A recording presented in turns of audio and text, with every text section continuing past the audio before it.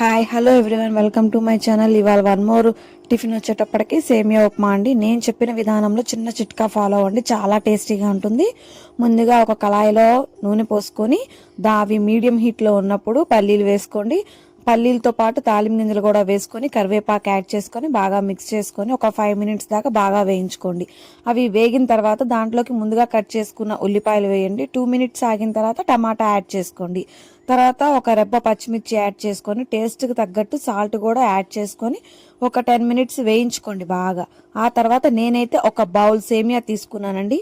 Bowl సేమియాకి తీసుకున్న వాళ్ళు bowl and half water అనేది తీసుకోవాలి. ఏదైనా అంతే, మీరు ఒక గ్లాస్ తీసుకుంటే గ్లాసున్నర తీసుకోవాలి. మీడియం ఫ్లేమ్ మీద ఇప్పుడు నేను వీడియోలో చూపిస్తున్న విధంగా బాగా బాయిల్ చేసుకోవాలి. సేమియా అనేది బాగా ఉడకాలండి.